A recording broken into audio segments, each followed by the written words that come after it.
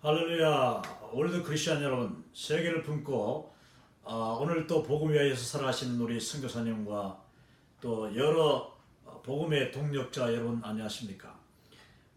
유튜브를 통하여서 이 월드 크리스천 모먼트 퍼스펙티브 이 세미나를 이제 전해온 지가 어느덧 오늘 54강 이 54번째 강의 시간이 되었습니다.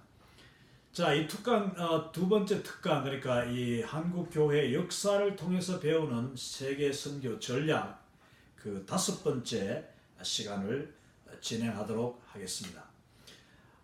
이 세미나는 뭐 지난 11월부터 2018년 11월부터 시작해서 지금 6개월, 7개월째 지금 진행되고 있는데 여러분 이 세미나는 마치 무슨 그 시사적인 그런 세미나, 요즘 뭐 유튜브에 들어가면은 온갖 그냥 한국 정치에 관해서 또 전 세계에 일어나는 경제, 뭐 중국과 미국 그 이런 그 온갖 그 시사에 대한 수많은 수천의 그 유튜브 비디오들이 지금 떠 있습니다.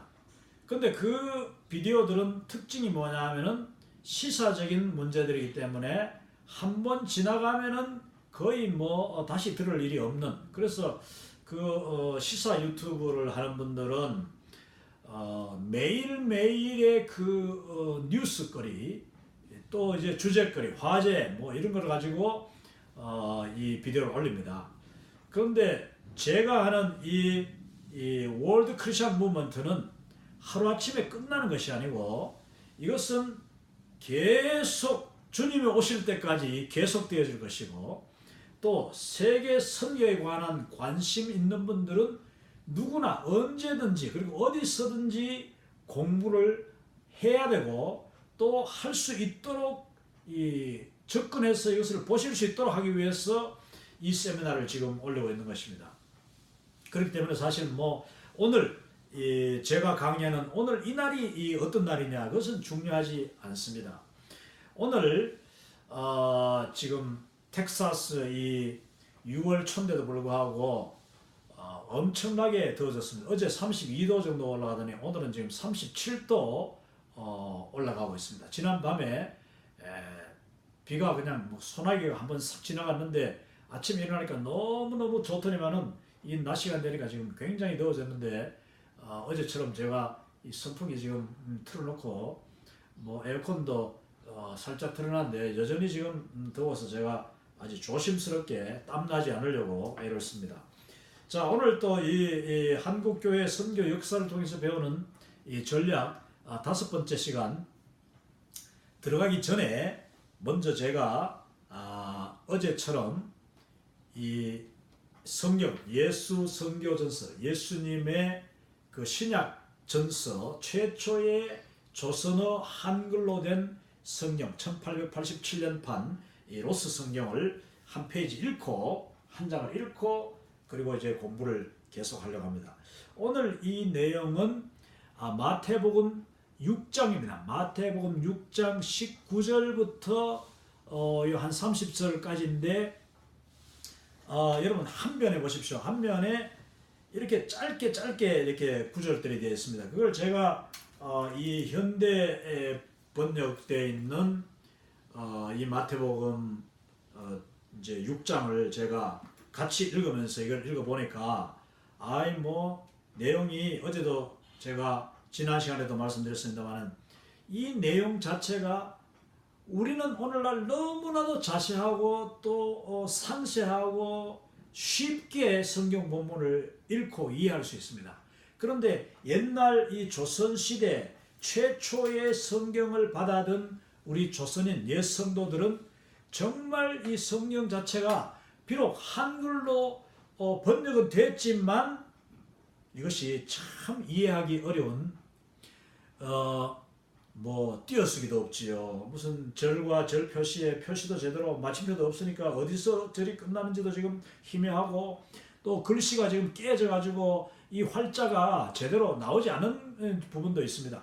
자, 그러면 제가 한번 오늘 또 읽어드리는데 이 목적은 뭐냐면은 우리 오늘날 우리가 얼마나 하나님의 말씀을 쉽게 그리고 가까이서 이해하고 또 듣고 읽을 수 있느냐.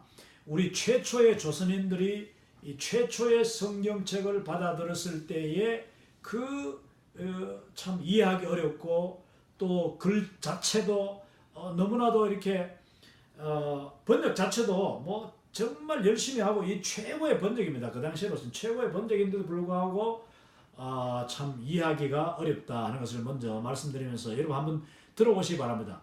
자, 여기 6장 마태복음 6장 19절 맨 오른쪽에 여기 오른쪽에서 왼쪽으로 쭉 가는 겁니다.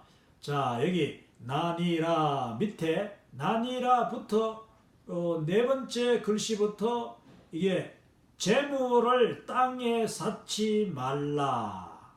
이 재물을 너의 재물을 땅에 쌓아두지 말라. 오늘날 성경은 그렇습니다. 여기서 재물 지읒의 아래자에 이 해가지고 재물을 땅도 시옷과 디귿 해가지고 그 땅이 되는 거예요. 땅에 쌓지 말라. 이 시옷을 쓴 쌓지 말라. 라가 아니고 말나. 그리고 바로 이 지금 마침표도 없이 좀과 동록이 쓰러지며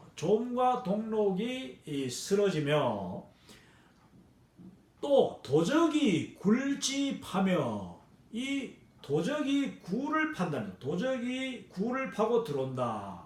그래서 도적이 굴집하며 도적하는 곳이라. 그러니까 도적이 굴도 파고 막 허물고 들어오는 그래서 도적질하는 곳이다. 어디가? 이 땅에 쌓지 마라. 이 땅이 어디냐?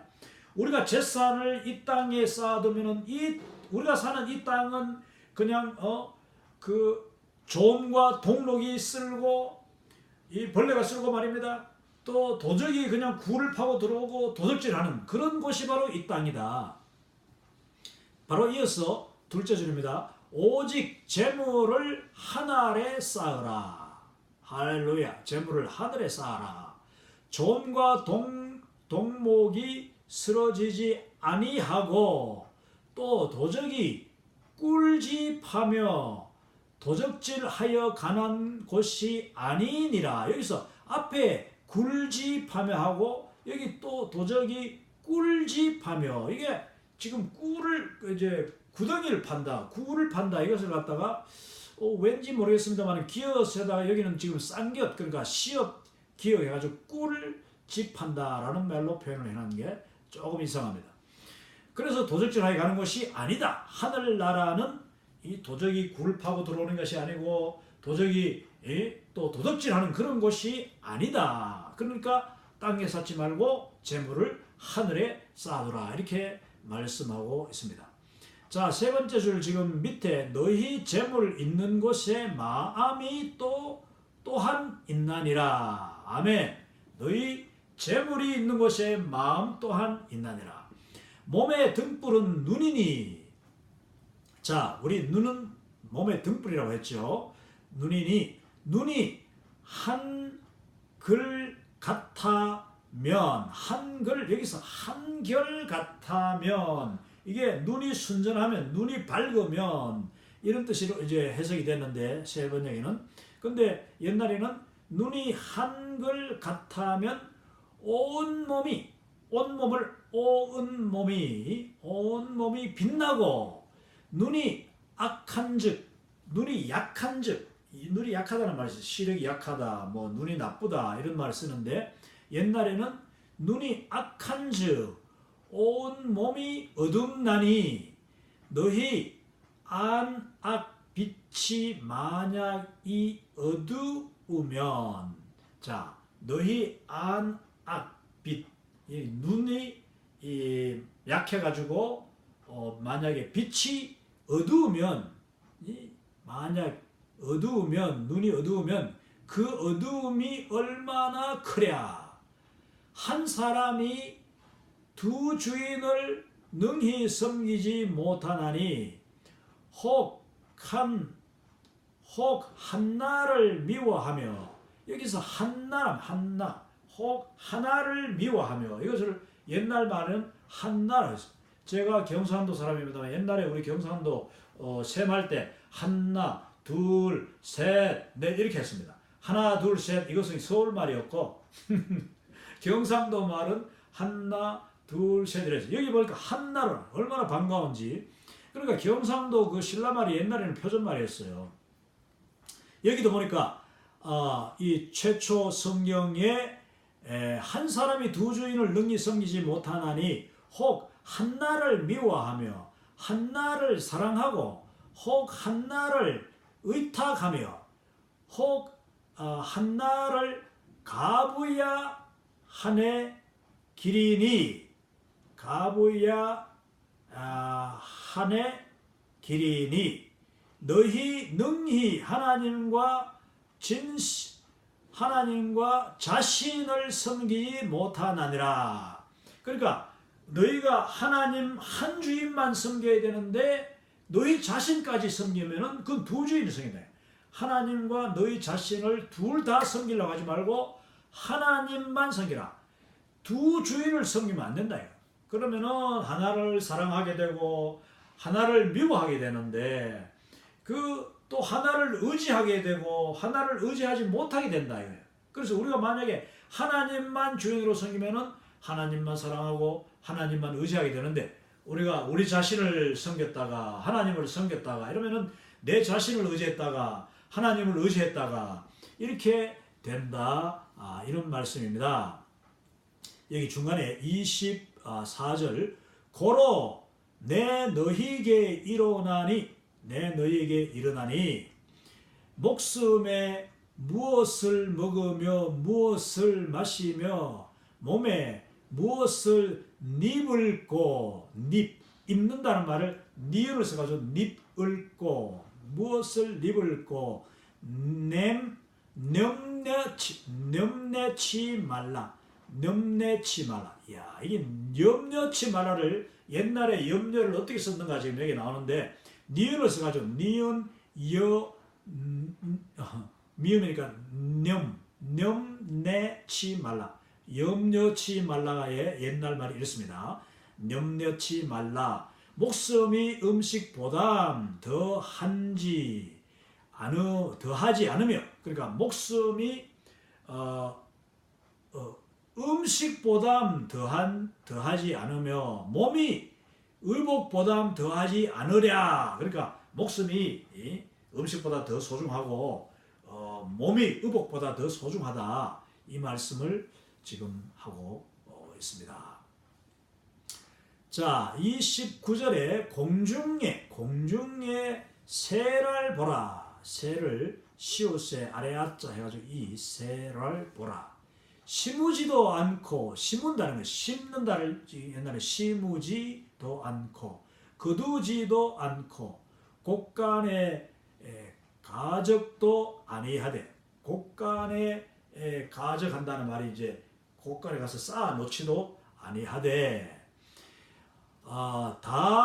아니하되 다못 너희 전부가 친하니 너희 전부 같이 나니 너희가 어찌 새보다 더 귀치 않으랴. 너희가 어찌 새보다 더 귀하지 아니하랴. 너희 능히 염려로서 키에 한 자를 더하랴. 여러분 염려로서 어떻게 키를 한 자나 더할 수 있느냐. 그거 안 된다. 어찌 의복을 위하여 냄내하나냐. 들의 나리꽃을 햄하라. 자, 나리꽃을 한번 세보아라. 들에 피어있는 나리꽃. 들에 핀 백합화가 나리죠. 나리꽃을 햄하라. 어떻게 자라며 입지도 않고 그 다음에 방적도 아니하되 길쌈도 아니하되 방적이란 말이 이제 막 짜는 거잖아. 천을 짜는 건데 방적도 아니하되 너희에게 일어나니 이 마지막 줄입니다. 이 2페이지 마지막 줄. 솔로몬의 영화 극할 때여도, 야, 솔로몬이라 합니다. 솔로몬의 영화 극할 때여도, 솔로몬의 영화, 부귀 영화가 막 충만 최고 절정에 이르렀을 때여도 그 입은 것이 이 한 꽃 같지 못하였나니라. 아멘.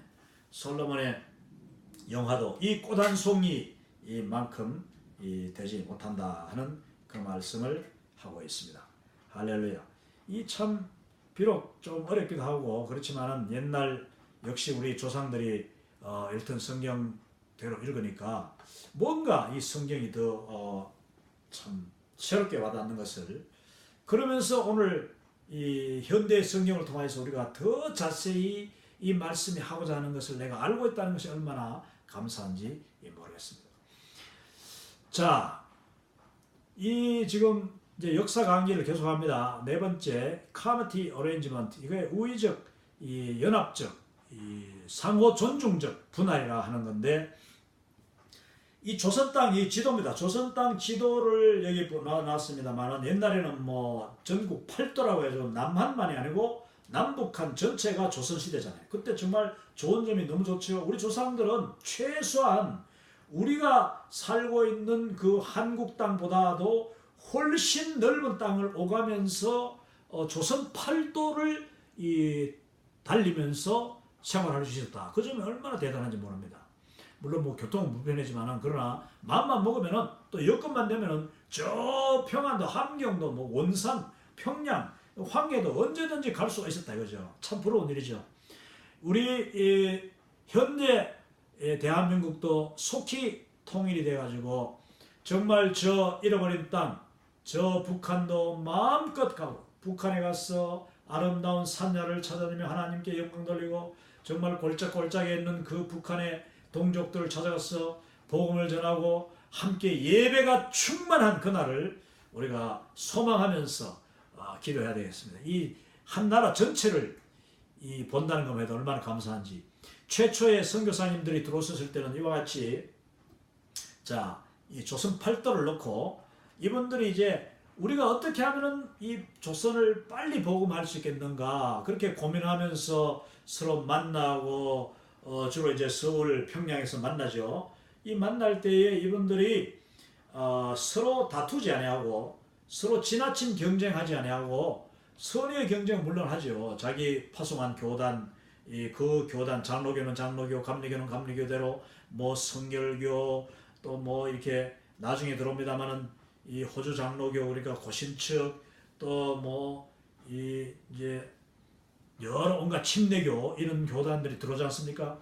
각자가 최대한 빨리 복음을 전하려고 하지만은, 그러나 지나친 경쟁과 자칫하여서 중복 투자, 한 지역에 그냥 너무 많은 사람들이 모이면은 그 복음 진보에 그 지장이 초래한다 하는 그 지혜를 이 선교사님들이 나눴습니다. 우리가 이 역사를 공부하는 이유가 그냥 뭐 지식을 새롭게 한번 하자는 게 아니고, 우리가 여기서 선교적인 전략을 배우자는 것 아니겠습니까? 우리 오늘날 한국 교회에서 파송한 수많은 수천, 뭐 그 2만 명 이상 되는 선교사님들이 전 세계 약 200여 개국에서 복음을 전하고 있습니다. 자, 그렇다면은 우리 현재 세계 선교지에서 선교하고 있는 선교사님들께서, 그리고 선교단체들이 이것을 배워야 된다고 저는 생각합니다. 자, 선교사님들이 서로 존중하고 서로가 사역하는 그 사역지를 가능하면 침범하지 않고 영역을 존중하면서, 사람이 사도 바울도 그렇지 않습니까? 내가 복음이 이미 전해진 곳에는 나는 전하지 않겠다. 복음이 아직 들어가지 않은 곳, 또 다른 사람이 아직 교회를 세우지 않은 그곳에 가서 내가 복음을 전하겠다. 이것을 이제 우리 이 퍼스펙티브 5과에서는 뭐라고 하냐면 사도적인 야심이라고 합니다. 사도적인 야심, apostolic, 이게 ambition, apostolic ambition. 정말 사도라면은, 주님으로부터 보내심을 받은 복음의 종이라면은, 아니 내가 들고 가는 이 복음이 이미 전해져 있는 곳에 가서 또 중복으로 전할 것이 아니라, 복음이 전해지지 않은 곳, 그 그곳을 향하여 지역적으로 일단은 공간적인 개념이 아주 강한 것이죠. 그 물론 뭐 오늘날 같은 경우는 또 같은 도시 안에서도 또 여러 선교사님들이 모여서 사역하는데 뭐 워낙 사람들이 좀 도시가 크고 하다 보니까 또 지역으로 따지지 않고 그 도시 안에도 여전히 복음을 듣지 못한 사람이 있고 또 그 선교사님 각자의 그 재능과 또 그 여러 가지 열심과 준비된 그 요건들이 같은 지역이라도 각자 다른 같은 골목이라도 심지어 교회마다 또 다른 사람들을 영혼들을 대상으로 선교한다. 그런 또 의미도 있긴 있습니다. 그러나 근본적으로는 사실 돌아가서 이 공간적인 이 상호 존중 그리고 남의 지역을 가능하면은 침범하지 않고 복음이 이미 전해진 곳이 있으면은 안전해진 곳을 향해서 찾아가는 이런 사도적인 그 야심 이것이 우리가 필요하지 않는가 그런 마음으로 여기 봅니다. 자 여기 보면은 맨 왼쪽에 그 위에 보면은 미북 장로교는 경상북도 특히 경상북도 대구를 중심으로 해가지고 낙동강을 타고 이제 그 당시 낙동강을 타고 배로 많이 다니셨습니다. 선교사님들이. 그래서 낙동강 상류로 올라가고 또 저 밑으로 내려가고 그러게 하고 또 황해도 평안도 황해도 역시 이북에서도 평안도 평양 중심으로 하는 그래서 평양에 이제 장로교가 또 많았던 거죠. 황해도 역시 이 최초의 장로교도 황해도에 세워졌습니다. 소래교회라고 해서 그 세워졌는데 지금 뭐 경기도 용인 양지에 있는 총신 신대원 거기 가면은 이 최초의 한국 장로교회 소래교회가 이렇게 세워져 있습니다. 복원이 되어 있어요. 자 경상북도와 평안도 황해도는 미 북장로교가 맡았다. 그 밑에 미 남장로교는 그럼 어디를 맡았느냐? 전라도 지역을 맡았습니다. 전라도. 그래서 전라도 특히 전라남도 광주 목포 여수 이런 데 가면은 그 뭐 소록도 그다음에 여러 그 장애인 시설 이런 그 병원들 있지 않습니까? 병원들을 많이 세웠어요. 이 남장로교는 특히 병원 사역을 많이 했어요. 이 북장로교는 또 학교 사역을 좀 이제 많이 하고 했는데 그 전라도 지역 또 한센 그 당시 한센시 이 병원 이 나병 환자들을 대상으로 하는 사역을 많이 했고 또 여성들을 대상으로 하고 고아들을 대상으로 하는 고아 사역 이런 그 사역이 이제 광주에 가면은 특히 광주 배유지 선교사님, 서서평 선교사님 또 그 한국인 목사님으로서 이분들을 도왔던 오목사라는 이런 분들 이 광주 가면은 그 이제 바로 제가 다음 페이지 보여드리겠습니다만은 아주 이 선교의 유적이 많이 남아 있습니다. 그런 부분들을 여러분이 좀 공부를 했으면 좋겠고 아무튼 광주를 중심으로 한 전라도는 이 남장로교가 들어갔다. 북장로교는 경상도, 남장로교는 이 전라도 이래 들어갔다. 이게 참 놀라운 게 또 북장로교, 남장로교가 자세히 보면은 미국 남북 전쟁할 때 그 북장로교는 저 시카고 해가지고 북쪽으로 주로 이제 있던 교단이 북장로교고 남장로교는 미 남군들 노예를 이렇게 부리던 그 뭐 캐롤라이나 뭐 미시시피 뭐 이렇게 조지아 이런 지역이 주로 남장로교 지역이었습니다. 그러다가 이제 남북전쟁, 미국의 남북전쟁이 1861년부터 65년까지 6년 동안 진행됐는데 그때 이 남장로교는 주로 남군 지역이었고 다 예수 믿는 사람들이에요. 아주 그것도 신실하게 믿는 사람들이죠. 그러다가 북장로교는 저 북쪽 지역 이렇게 서로 싸운 전쟁하는 거예요. 그 전쟁에서 이 정말 잘생기고 건강한 미국 청년 백인들 약 50만 명이 죽임을 당합니다. 완전히 뭐 그 당시 전쟁은 너무나도 무자비한 전쟁이었어요. 참 너무나 아까운 일이죠.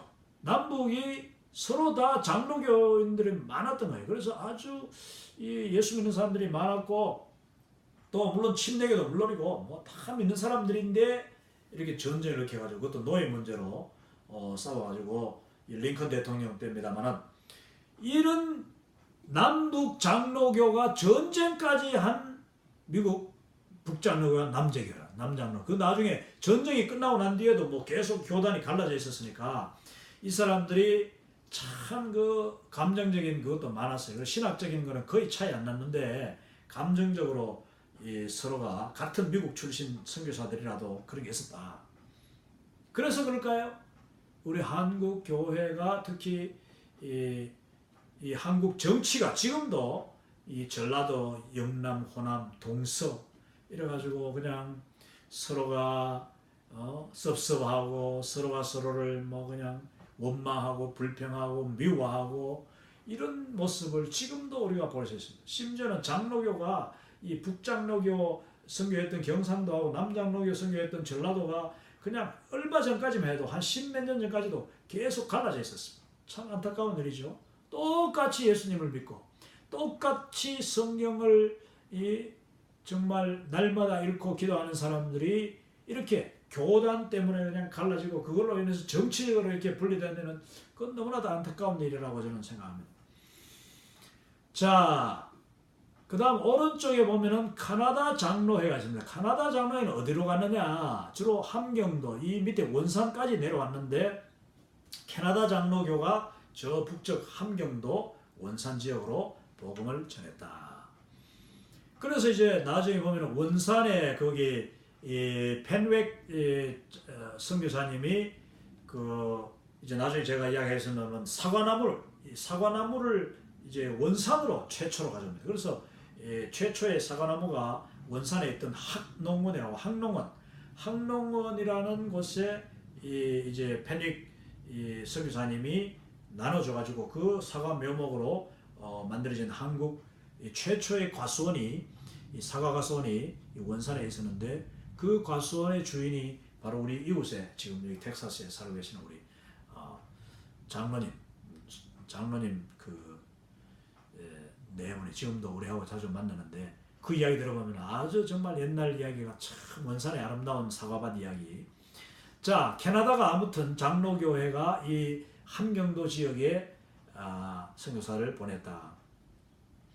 그리고 감리교는 경기도, 강원도, 관서지방 또 인천도 이게 보면은 그러니까 경기도니까 경기도 인천 중심으로 하는 경기도에 이 감리교가 아주 많이 이제 자리를 잡았고 또 강원도에 가면요. 제가 또 강원도 그 양구 지역에서 군 생활을 했지 않습니까? 거기 보면은 그 감리교 아주 오래된 아름다운 언덕 위에 감리교가 있는 것을 제가 기억합니다. 이와 같이 이제 강원도가 지금도 감리교가 많죠. 아니 심지어 인천 지역에는 1940년까지만 해도 장로교가 없었다 합니다. 1940년 이 해방 직전까지만 해도 그 지역은 거의 이 선교사님들이 인천 이 경기도는 이 감리교가 주로 담당하는 지역이다. 그래가지고 장로교 선교사들 그쪽은 가능하면 안 갔던 거예요.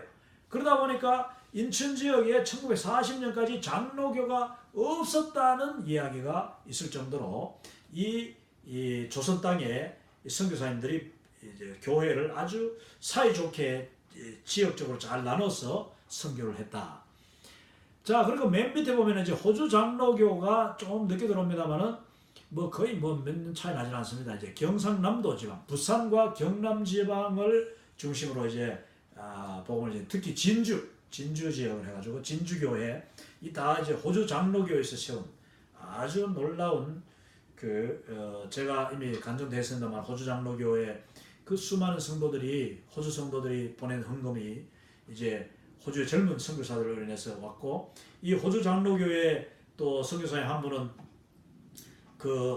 오자마자 또 얼마 되지 않아서 순교를 해가지고 제가 나중에 좀 기회 되면 또 보여드리겠습니다만 그런 순교를 당함으로 오히려 그 고향 교회에 더 많은 청년들이 헌신해가지고 이 경남 지역에 그냥 들어와서 불릴 듯이 일어나는 복음의 역사가 일어났는데 그것이 오늘날 고려신학교 중심으로 하는 고신교단이다 하는 겁니다. 자, 이제 조금 전에 이야기한 대로 광주 이 남장로교 미 남장로교가 개척했던 선교했던 이 전남 지역 광주에 가면은 양림교회라고 있습니다. 이 북문안, 원래는 북문안교회가 이 광주도 이게 서문교회도 있고 북문교회 뭐 이렇게 광주에 옛날 성이 있었어요. 광주도. 그러다 보니까 이 북문 쪽에 있는 교회다 해서 옛날에 북문박교회, 서문박교회 이렇게 뭐 서문교회 뭐 이런 그 세문안교회, 서울의 세문, 새로 난 서울의 그 성곽, 새로 난 문안교회가 바로 세문안교회죠. 이와 같이 이제 그 성벽을 이렇게 안팎으로 중심을 해가지고 방향을 잡아가지고 이 광주에도 최초의 교회가 바로 북문안교회였습니다. 그게 오늘날 양림교회인데 아주 큰 교회고 정말 전통 있는 교회죠. 왼쪽에 보면은 이 최초의 그 한 조선식으로 지었던 한옥 교회가 바로 옛날 교회고 그 위에 나오는 이 선교사님 이분이 바로 배유지 유진벨 이 선교사님 지금도 그 자녀들이 뭐 4대 5대인가 이 자녀들이 지금도 저 북한에 이 폐결핵 결핵 적십자 운동 결핵은 녹십자죠. 녹십자 청십자 결핵 운동을 하는 분들이죠. 그게 바로 유진벨 한국이라고는 배유지 선교사님의 후손들이고 그분들은 남장로교 파송으로 광주에서 선교를 시작했다. 여러분 광주 그 양림교회 거기 가면은 제가 직접 가보지는 못했는데 여러분 검색하시든지 한번 직접 가보시죠. 그러면 거기에 이 선교 박물관이 있어요. 선교 박물관에 있어서 아주 여러 자료들이 있고 또 거기에도 이 선교사님 묘지가 있어가지고 여러분들이 묻혀 계시니까 뭐 제가 지금 이렇게 소개하는 선교사님들은 그냥 그 중에 한 분이지 뭐 이분이 더 유위대했던 것이 아니고 이 이름 없이 쓰러져간 이름 없이 순교하고 이름 없이 묻혀있는 지금도 그 조선 땅 광주와 대구 부산 진주 정말 저기 양화진 이 묻혀있는 그 수많은 선교사님들 그분들 한 분 한 분을 이름을 우리는 다 부를 수가 없는 것입니다. 그러나 우리는 분명히 기억해야 되는 것은 여기 뭐 역사책에 나오는 사람이라고 해서 더 위대한 것이 아니고 뭐 양화진도 가면은 어떤 데는 비석을 너무 크게 세워놓고 뭐 장로교 감리교는 막 그냥 크게 세워놓고 이름 없이 한쪽에 그냥 총탄 맞아가지고 깨진 비석 이런 선교사님들도 계시다. 그러나 그 비석 크기에 따라서 뭐 천국의 상급이 다르겠습니까? 절대로 그렇지 않아요. 우리가 정말 이런 선입감을 가지면 안 된다. 더 많은 선교사님들을 우리는 찾으려고 했어야 되고 더 많은 선교사님에 대해서 공부해가지고 우리가 그분들의 그 수고를 기억하고 배우고 또 하나님 앞에 감사할 수 있는 그런 성도가 바로 이 월드 크리스천, 이 세계 수준의 월드 클래스 크리스천이 아닌가 저는 그렇게 믿습니다. 그러나 제가 여기서 소개하는 것은 그 지역적으로 아주 대표적으로 수고하셨던 선교사님을 소개하는 겁니다. 이제 경상도 이 영남 지역은 미북장로교 제가 이미 말씀했죠. 미북장로교 그러니까 부산, 경부 이 지역의 대구 여기에서 이제 많은 선교사들이 이제 사역을 했는데 나중에 호주 장로교 부산 경남 일대 자 미북장로교는 서울에서 언더우드가 북장로교 출신 선교사죠. 그리고 평양 지역에는 마펫 이 사무엘 마포 삼일 목사님 이분이 이제 평양으로 올라갑니다. 그리고 영남 지역에는 베어드 선교사 여기서 윌리엄 베어드 이런 이름이 제가 영어로 해놨는데 이분은 한국말로 배위량 선교사 이분이 사실은 경상도 지역 경상북도 특히 대구 지역 뭐 심지어는 부산까지 내려가서 초량교회도 이분이 세웠다잖아요. 부산 초량교회 1893년도에 이 배위량 선교사님이 그리고 대구 제1교회 1895년 대단한 일이죠. 그리고 대구 개성학교 이 기독교 이제 학교를 세운 겁니다. 고등학교를 세우고 그게 나중에 계명대까지 개성학교에서 이 계명대까지로 이제 이어지고 뭐 지금은 뭐 계명 유치원까지 있죠. 유치원부터 해가지고 그냥 뭐 온 전문대학교 뭐 종합대학교 그냥 이 간호대학교 또 그다음 동산병원 이 계명대 의과대학 이 어마어마한 병원들 대단합니다.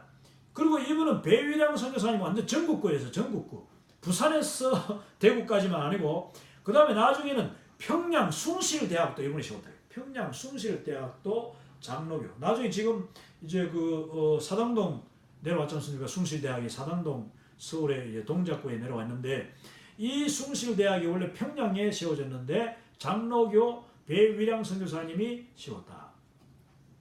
전국을 직접 발로 뛰어 순회 방문하면서 사랑방 운동을 하고 이 배위량 선교사님은 굉장히 열정적인 그런 선교사님이었습니다. 사랑방 운동. 그러니까 오늘날 치는 구역 예배. 이 교회가 세워지기 전에 어떤 누구 헌신하는 집 최초로 믿은 그 가정 사랑방에다가 모이십시오. 그러다가 이제 한 번씩 이분이 찾아가서 사도 바울의 전략이죠. 한 번씩 찾아가고 또 편지도 보내고 그분들이 또 이 댁으로 와가지고 배위량 선교사님을 만나고 이렇게 또 세례를 주고 하는 일들. 한자 교육도 하고 한글 교육까지 했다고 합니다. 배위량 선교사님. 그리고 현지인 지도자 중심의 교회 개척을 통해 보십시오. 이게 바로 저의 고향인 경북 의성, 안동, 군위, 청송 이 지역이 다 이런 식으로 복음이 됐어. 이 배위량 선교사님의 흔적이 분명히 그 지역을 다 다니신 거죠. 옛날에 낙이 타고 다니셨으니까. 왜냐 길이 없었어요. 그리고 또 낙동강까지는 일단 배로 올라와가지고 그 다음에 이제 작은 동네들은 나귀로 들어가는. 그래서 현지인 지도자들을 세우고 그 지도자들을 중심으로 교회 개척을 해가지고 선교사가 그 교회에 가지 않아도 이건 대단한 겁니다. 사도 바울도 이렇게 했습니다. 예를 들어서 신약성경에 나오는 그 골로새 교회 같은 경우는 사도 바울이 한 번도 간 적이 없는 교회예요.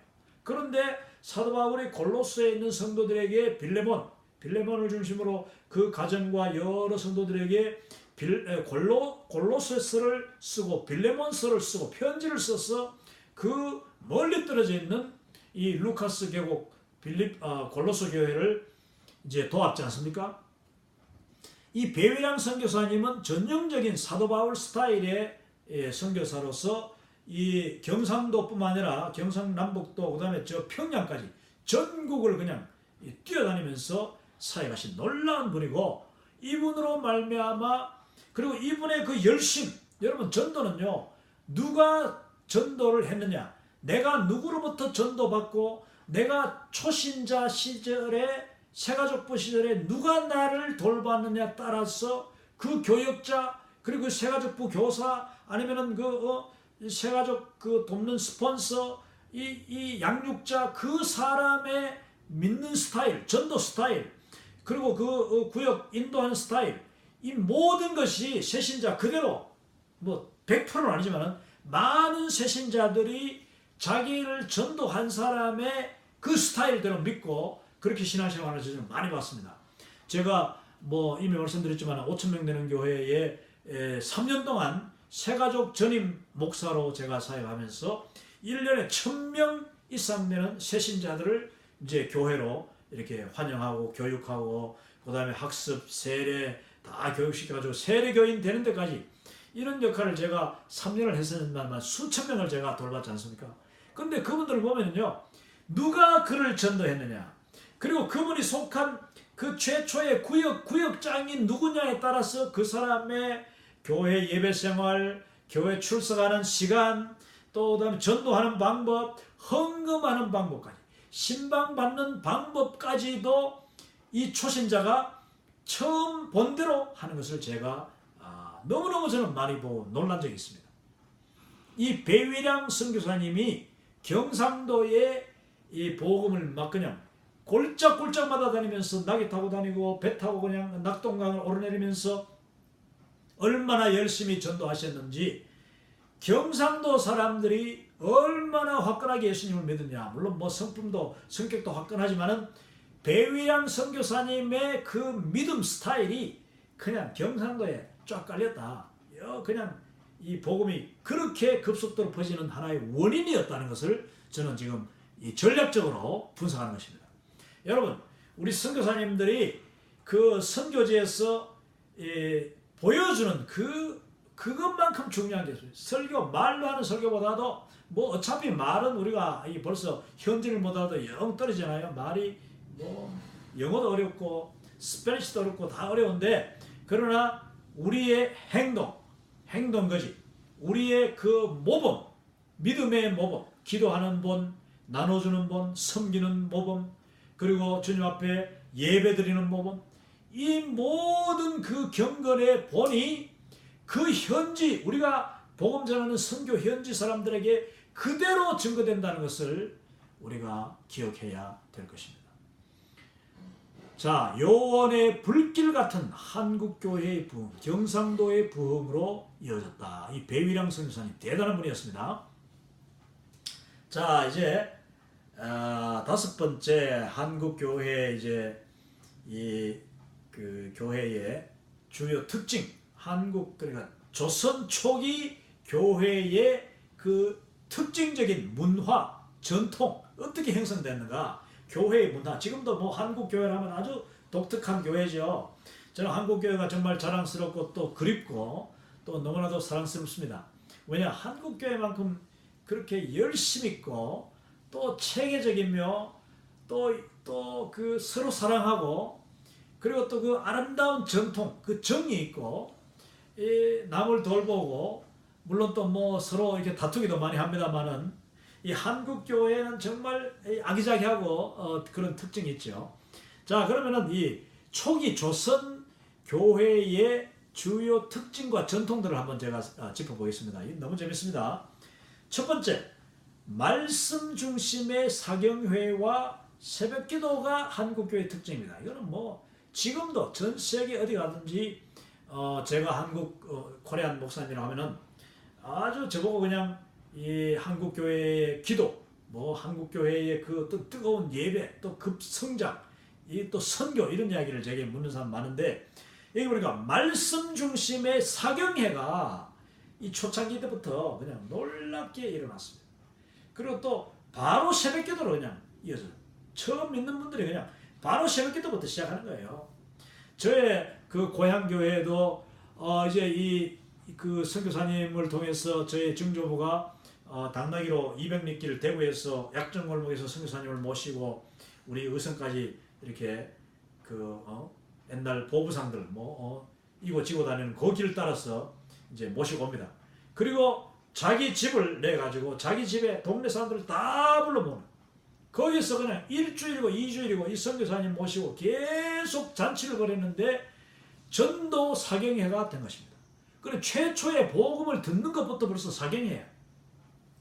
그러다 보니까 그 이웃 주변 마을 사람들까지 소문 듣고 막 이틀 되면 더 많은 사람, 낮에 그냥 마당에 쫙 앉아가지고 희로 되면 사람들이 마당에 쫙 앉아가지고 그 다음에 밤에는 그냥 호롱불 다 사방에 켜놓고 그러면서 이 선교사님이 복음을 전했다는 것입니다.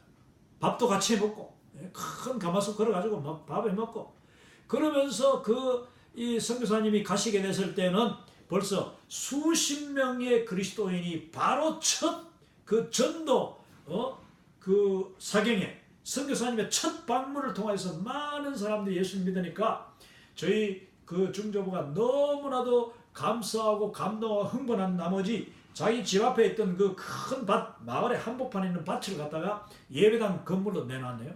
거기 지금도 교회가 세워졌습니다. 120년 지금 뭐 다 돼가는 교회죠. 놀라운 부흥이 첫날부터 일어나고 그리고 새벽기도가 바로 시작한 거야. 새벽기도 시작하고 이 선교사님이 가시고 난 뒤에도 모여서 기도하고 이제 글 아는 분들이 성경 읽고 떠듬거리면서 성경을 가르치고 이렇게 하면서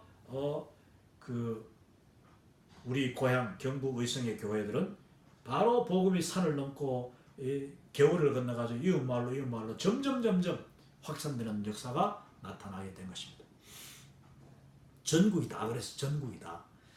날연복 여기서 이제 사경회를 하고 나면 옛날에는 주로 사경회를 일주일씩 했습니다. 일주일씩 해가지고 주일날 뭐 집회까지 하고 이제 막 가시든지 아니면 이제 다른 교회 다니는 분은 토요일날 이 밤까지 하고 그 다음에 이제 또 걸어가지고 자기 고향 자기 이제 섬기는 교회를 가가지고 주일날 선교하는데 이 일주일 사경회를 하는 동안 주로 이제 이 이웃교회 성도들은 자기 먹을 쌀만 이렇게 한 주먹 들고 오는 거야. 한 봉지 들고 와가지고 그걸 이제 자기 아는 가정, 이 성도 가정에다가 그냥 이렇게 묵기는 뭐 하니까 쌀을 이제 한 대박 주고 그 다음 거기서 이제 밥을 얻어 먹는 거예요. 식객으로 같이 밥 먹고 뭐 그러면은 막 집집마다 성도 가정 그러니까 이 부흥회 사경회를 하는 그 교회에 속한 모든 가정마다 그냥 사람이 터져 나가는 거죠. 그때는 뭐 텐트가 없으니까 그냥 방에 마루에 그냥 이렇게 끼어서 자고, 그리고 또 밤에 먹고 또 새벽기도 가고, 새벽기도 마치고 와서 또 아침에 먹고, 바로 또 오전 한 9시부터 또 오전 성경 공부하죠. 사경회. 또 점심 또 전 교인이 뭐 국수를 삶아 먹던 일이 같이 먹고, 그 다음 오후 또 한 1시 2시부터 또 2-3시간 또 하죠. 그리고 저녁 먹고 나는데 저녁 또 하죠.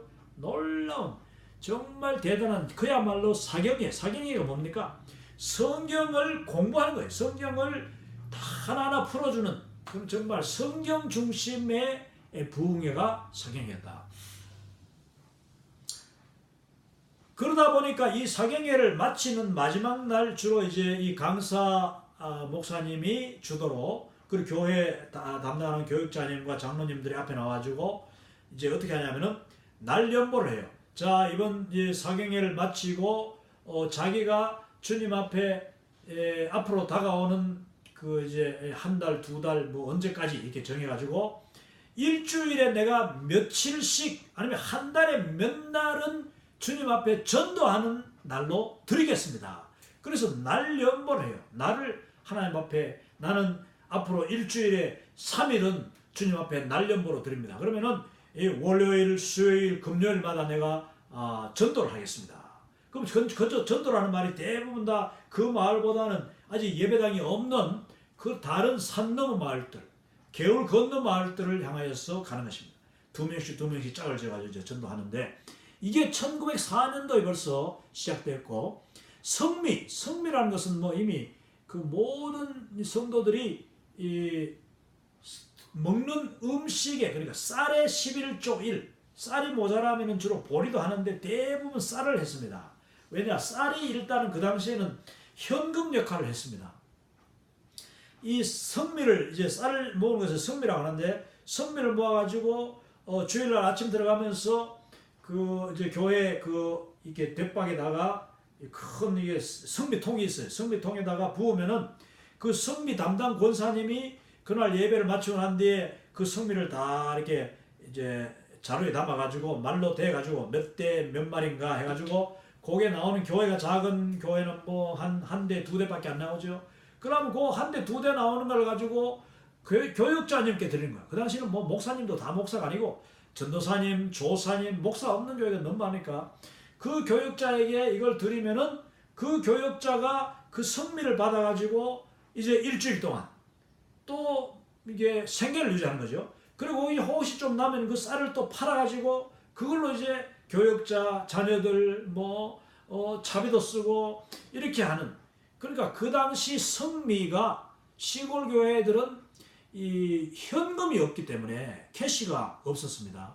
제가 어릴 때에도 시골에는 캐시가 너무 없었어요. 돈 10원짜리, 1원짜리가 너무너무 귀했던 거예요. 그러니까 주로 뭐 쌀, 콩, 감자, 고구마, 마늘 이런 걸 가지고 이제 뭐 다 엿도 바꿔 먹고 물건도 사고 뭐 장에 가가지고 이제 다시 또 이렇게 바꿔 먹고 이렇게 했는데, 이 성미가 어마어마한 역할을 합니다.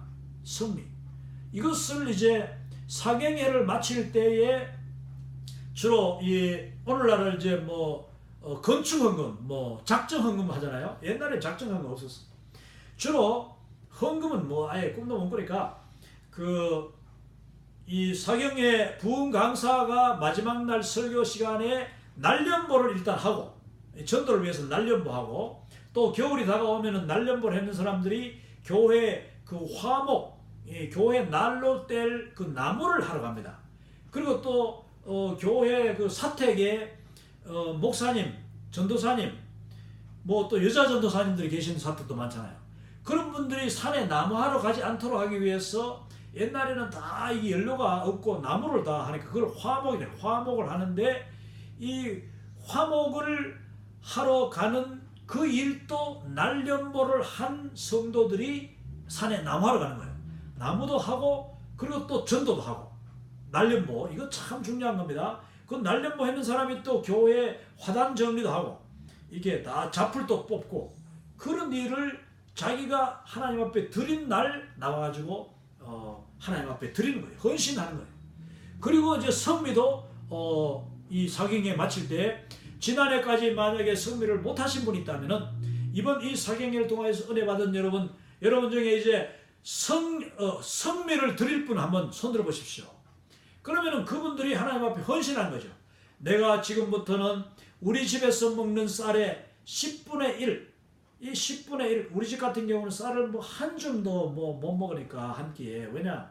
모두 다 보리밥을 먹는데 쌀은 우리 살아계 할머니한테 그 보리밥 솥 한 중간에 쌀 한 움큼 집어넣는 거예요. 거기에 넣는 쌀에 한 숟가락 끼니 때마다 한 숟가락을 떴어요. 저희 어머니는 한 숟가락을 떠가지고 성미단지에다가 조그만 성미단지에다가 이렇게 붓는 것을 제가 기억하는데, 그러면 일주일 모으면 그래도 한 숟가락 해가지고 모으면 이렇게 한 움큼 되는 거죠. 그걸 이제 성미 이 주머니가 있어요. 성미 주머니. 거기다 저희 어머니 이름도 딱 새겨가지고 이 줄을 딱 해서 딱 이렇게 당기면은 이게 주머니가 딱 조여지는데, 그 주머니를 들고 성경책 들고 교회 가면서 교회 입구에 그 벽에다가 못이 쫙 쳐 있어. 그리고 못에다가 거는 거죠. 자기 이름이 있습니다. 그리고 그 이름 밑에 그 52주 아니면 뭐 12달 이렇게 딱 떼서 가지고 성미했는 표를 또 다 이렇게 성미 권사님이 또 표시해 가지고 마지막 연말마다 성미 상도 주고 했습니다. 성미를 100% 다 한 그 가정에는 성미 상도 주고 이렇게 했습니다. 참 정말 아름다운 격려죠. 그것을 이제 할 것인지를 또 헌신하는 그런 성미 작정도 했다.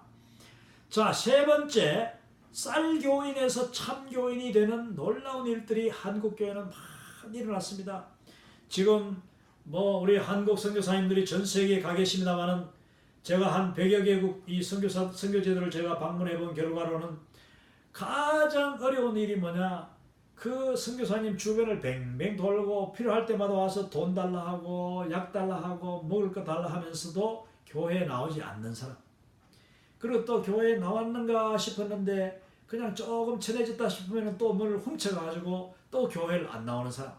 이런 사람이 항상 선교사님에게 참 안타까움도 주고 때로는 이 실망을 주기도 하고 힘들게 하죠. 낙심하게 합니다. 이런 사람을 쌀교인이라고 해요. 이제 라이스 크리스천, 라이스. 쌀을 위해서, 밥을 얻어먹기 위해서, 아니면 뭐 약을 얻어먹고 돈 한 푼이나 얻을까 싶어가지고 선교사한테 가까이 오는 사람들. 그런데 한국 조선교회도 물론 이와 같이 많은 사람들이 쌀교인으로 시작했어요. 선교사님한테 가서 뭐 한 푼을 얻어볼까, 마당에 쓸어주고 밥 한 그릇을 얻어먹을까. 그렇게 하던 분들이 조선 사람들은 놀랍게도 빨리빨리 쌀교인에서 참교인으로 이 거듭난 크리스찬으로 변화가 되는 역사가 어마어마하게 빨리 일어나고 많이 나타나는 것입니다. 이게 우리 조선교회의 특징이에요. 특징. 지금 뭐 아프리카, 인도, 뭐 이 남미, 중미, 동남아 수많은 우리 한국 선교사님들은요 너무나도 고생하고 있어요. 정말 조선 사람들이 복음을 받아들였던 그런 열심으로 만약 전 세계에 우리 선교지마다 복음을 받아들인다면은 얼마나 한국처럼 모든 전 세계가 변화되겠죠? 할렐루야. 우리가 그렇게 기도해야 되겠습니다. 네 번째 특징은 전도 부인과 권서. 이 권서인이라고도 하는데 권서라는 말은 이 성경을 권하는 사람을 권서라고 합니다. 옛날에 권서들이 이 성경책을 이렇게 큰 궤짝에다가 메고 그걸 보따리로 묶어가지고 이제 아주 그냥 이 천으로 된 이 끈을 탁 메고 그걸 그냥 쥐고 막 몇십 길, 산길을 그냥 다니면서 만나는 마을마다 찾아가지고 이 성경을 파는 거예요. 근데 옛날에 사실 권서들이 받은 성경 이런 성경이 아니고 이거는 신약 성경 전서잖아요. 물론 신약 성경 전서도 팔았겠지만은 그 당시에는 주로 이제 이게 아직까지 새신자 아직 예수님을 모르는 사람들에게 이 성경을 팔면서 전도하기 때문에 주로 요한복음 그리고 누가복음, 마가복음, 마태복음 이 사복음서를 쪽복음이라고 해요. 한 개씩 나눈 것을 쪽복음이에요. 그럼 마태복음 한 단행본, 마가복음 단행본 조그만합니다. 손바닥만 해요. 제가 어릴 때도 이런 성경이 많았어요. 그것을 이제 뭐 수백 권씩 들고 다니면서 그걸 이제 나눠주고 또 팔기도 하고 하는 것입니다. 그러면서 그 사람들에게 한글도 가르치고 또 그들에게 복음도 설명해주고 이렇게 했던 분들이 권서인데 이 권서들을 통하여서 많은 복음이 한국에 넘치게 증거되었다. 오늘날 제가 속해 있던 국제 OM 선교회에 수많은 단기 선교사들이 하는 역할이 뭐냐? 바로 이 권서, 메서, 성경을 판매하고 기독교 서적을 판매하는 일을 합니다. 그것도 이제 그 나라 말과 영어로. 왜냐? 그 나라 말만 아는 사람한테는 그 나라 말을 팔고, 또 영어로 된 것은 그 나라의 지식인들 있지 않습니까? 대학생들이나 고등학생 중에서도 영어를 배우기를 원하는데 그 영어 성경이 영어 책이 없는 사람들한테는 이 선교사가 꼴짝꼴짝 찾아다니면서 팔아주는 그 성경 아주 싸게 팔죠. 그렇게 팔아주는 성경이 그들에게는 큰 지식의 근원이 되는 것입니다. 그리고 제가 했던 국제 오염 선교선 이 둘로스, 지금은 이제 로고스 호흡입니다만, 이 배도 선교선도 결국은 배 위에 커다란 대단히 큰 선교 그러니까 기독교 서적을 기독교 서적뿐만 아니라 그냥 온갖 좋은 책들을 이렇게 싣고 다니면서 그걸 아주 저렴하게 공급하는 일을 하는 것입니다. 자, 이 전도 부인과 권서인들이 주로 그런 역할을 했는데, 권서가 남자들이 주로 많이 했어요. 왜냐하면 많이 걸어야 되고 짐도 무겁고 하니까 남자들이 많이 했는데, 그 당시에 한 가지 남자들이 접근하기 어려운 게 있었어요. 그게 뭐냐면은 내외법이 있었어요. 내외법이 뭡니까? 오늘날 또 남녀가 남녀 7세 부동석 이래가지고 옛날에는 남녀가 그냥 이 한 자리에 같이 이렇게 하면 안 된다는 거 있었잖아요. 그런데 외간 남자한테는 얼굴도 가리고, 주로 잠옷이라고 해서 얼굴도 가리고 이렇게 했는데, 그러나 주로 이제 이 남자가 남자들을 이렇게 하는데, 낮에 남자들 일하러 가고 남 부인들이 밥 준비하다가 이렇게 하는 그런 경우가 많으니까 결국 여자 권서들을 많이 또 이렇게 세우고, 또 전도 부인들이 많이 나서서 그 부인들, 내외법으로 말미암아 남자들이 가까이 접근할 수 없는 그 부인들에게 전도 부인들이 복음을 전하는 일들을 감당하면서 한국교회에 아주 폭발적인 그런 복음의 역사가 나타났다. 다섯 번째, 교회의 자발적인 배가. 이 교회의 자발적인 배가라는 말은 이미 13가에서 우리가 이 퍼스펙티브 13가에서 가르쳤는데, 여러분 가능하면 13가를 한번 꼭 읽어보십시오. 들어보십시오. 그러면은 그 13가 강의에 교회가 어떻게 자발적으로, 특히 어머니 교회가 아들 교회, 딸 교회, 그리고 그 딸 교회가 손녀 교회, 손녀 교회가 정손녀 교회로 이렇게 복음이 꼴짝꼴짝 들어가는 그 놀라운 장면들을 이제 그림으로도 보여주고 했는데, 한국 교회가 바로 이런 교회가 자발적인 배가가 일어나는 놀라운 일들이 많이 일어났다. 이미 우리가 많이 이야기했습니다.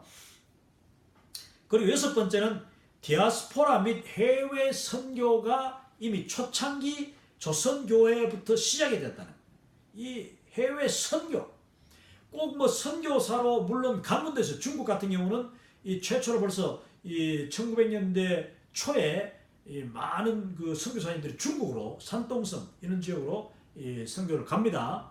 가는데 여기 보면은 디아스포라라는 말을 제가 이미 앞서 시간에 이야기했는데, 이 디아스포라가 뭡니까? 디아스포라가 흩어진 이 그리스도인들, 흩어진 유대인들인데, 이 조선교회가 만주를 향하여서 수많은 조선 그리스도인들이 주로 좀 더 잘 살고 자녀들을 어떻게 잘 키워보고, 또 일제로부터 벗어나기 위해서, 일제 압박으로부터 벗어나기 위해서, 또 그 조선 땅의 가난과 소작 온갖 폭정으로부터 벗어나기 위해서 주로 예수님을 믿은 사람들이 머리가 먼저 깨이는 거예요.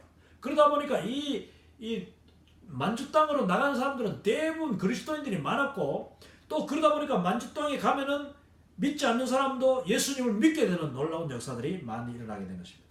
이게 한국 교회의 주요 특징이었습니다. 이게 나중에 이제 나옵니다만은 하와이로 그냥 예수 믿는 사람들은 그런 미래지향적이고 진취적인 그런 생각이 벌써 드는 거죠. 그래서 저희 시골 마을에도 너무나도 꼴짝꼴짝 오지지만은 그 마을에서 예수님을 제대로 믿고 조금 배운 사람들은 다 막 도시로 다 나가. 일찍 나가. 무조건 막 나가. 왜? 예수님을 믿고 나면은요, 이 배움에 대한 열망도 강해지고 또 새로운 세계에 대한 그런 담대함이 생겨요. 아브라함에 대한 믿음. 아브라함처럼 나도 하나님의 복음 들고 아니 하나님의 약속에 따라서 그냥 순종하여 간다 하는 믿음이 많았어요. 그래서 그 예수 믿는 사람들이 주로 시골에서 도시로 그 대한민국의 현대화 과정, 그 새마을 운동 이 과정에서 가장 먼저 시골 마을을 떠났던 사람들은 대부분 다 예수 믿는 사람들이었습니다. 여러분 잘 한번 보십시오. 이게 바로 복음을 확산시키는데 또한 대단한 역할을 했다. 예를 들어 대구의 그 주요 교회들, 뭐 모든 교회, 대구의 모든 교회를 제가 하여튼 가는 데마다 수십 개 교회를 제가 다녔지만은 교회 가서 설교하고 이렇게 사람들을 만나보면은 거기에 그냥 이 의성사람, 뭐 성주, 군위, 이 복음이 아주 그 청송 이런 데 사람들이 예수님을 믿고 일찌감치 30년, 40년 전에 벌써 자녀들을 위해서 그냥 이 도시로 나왔던 그런 분들의 간증을 너무나도 많이 들을 수가 있게 되는 거예요. 그러면 그 도시 교회들도 결국은 그 시골 교회에서 올라온 그 신실한 이 성도들로 말미암아 도시 교회가 막 개척이 되고 막 이렇게 부흥하게 된 것입니다. 그러니까 한국 교회의 그 도시 교회들은 다 그 시골 교회, 산골 교회, 섬마을 교회, 그 시골 교회들의 빚이 졌다는 것을 우리가 알아야 돼요. 그래서 오늘날 제가 권하기는 정말 그 도시에 좀 안정된 교회들은 이 선교도 중요하지만 이 해외 선교도 중요하지만 국내 선교, 저 오직 강원도, 경상도, 전라도, 섬 지역 이런 데는 그 오지 마을의 그 미자립 교회, 오래됐으나 교회가 자립되지 않고 교역자들이 정말 너무나도 변화도 없고 정체된 곳에서 수고하시는 그 교역자님들을 위로해드리고 또 그 교회에 일꾼도 보내가지고 여름 성경학교 해드리고 이 청소년들 수련회도 그쪽으로 보내드리고 또 그 교역자님들 자녀들도 모셔가지고 한 번씩 이렇게 서울 구경, 대구 구경, 이 광주 구경도 시켜드리고 이렇게 좀 이 예수님 안에서 아름다운 그런 교제, 펠로십이 많이 일어나야 되지 않는가 그런 생각을 하게 됩니다. 자, 마지막으로 시간이 다 됐기 때문에 7번째, 이 한국 교회의 특징 그리고 부흥의 요소, 전통을 보면은 헌신된 엘리트 출신의 선교사들이 조선에 왔다. 이거는 뭐 이미 여러 번 이야기했습니다. 조선에 왔던 선교사님들은 대부분 다 아주 엘리트, 첫째 교육을 많이 받은 분들이 교육을 아주 많이 받고 미국에서 같으면 최고의 그 미국 동부에서 최고 나가는 그런 그 아이비리그 뭐 유명한 대학들 이런 데 출신들이 많았고 영국, 스코틀랜드, 웨일즈, 뭐 잉글랜드, 아일랜드, 그다음에 저기 오스트레일리아, 호주, 뉴질랜드 이런 데서 어마어마하게 정말 귀한 집안의 그 엘리트들이 이 선교사로 헌신해 가지고 왔다. 왜냐 그 당시에 이 서구 사회의 미국을 중심으로 영국의 놀라운 부흥 역사 그리고 대학생들이 선교에 헌신하는 그런 그 스튜던트 발런티어 무브먼트, 학생 자원운동 이런 것이 일어나면서 동시에 선교사님들로 헌신한 그런 젊은이들이 쏟아져 들어왔기 때문에 한국교회는 너무나도 복이 많았다.